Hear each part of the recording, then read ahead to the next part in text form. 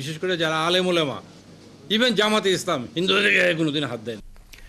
ক্ষমতাচ্যুত স্বৈরাচার শেখ হাসিনা ও আওয়ামী লীগ সকল ক্ষেত্রেই হিন্দু বিদ্বেষী ছিল বলে মন্তব্য করেছেন বাংলাদেশ হিন্দু বৌদ্ধ খ্রিস্টান কল্যাণ ফ্রন্টের চেয়ারম্যান বিজন কান্তি সরকার।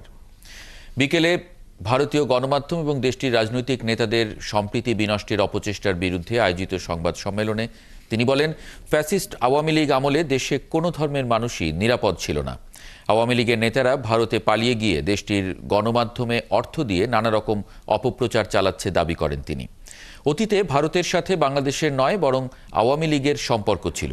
এখন দিল্লিকে ঢাকার সাথে সম্পর্ক জোরদার করার আহ্বান জানান সনাতন ধর্মীয় এই নেতা।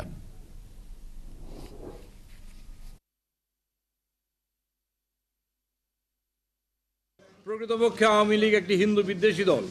শেখ মুজিব নিজে কখনো হিন্দুদের সম্মান দেয়নি, সে কখনো মালাউনের বাচ্চা ছাড়া হিন্দুদের সম্বোধন করতো না।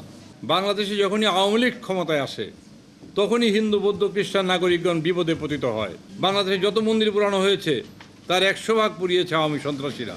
মন্দিরে কোরআন শরীফ রাখে, গোলমাল লাগায় এই আশায় যে মানুষ মনে করবে বোধ জামাত বিএনপিরা এটা করতেছে। বিশেষ করে যারা আলেম ওলেমা, ইভেন জামাতে ইসলাম হিন্দুদের গায়ে কোনোদিন হাত দেয়নি। এখনই সময় ঢাকা দিল্লির পারস্পরিক সম্পর্ক সুদৃঢ় করার, পারস্পরিক বিশ্বাস আস্থা গভীর করার। বাংলাদেশের অন্তর্বর্তী সরকারের সে লক্ষ্যই কাজ করছে।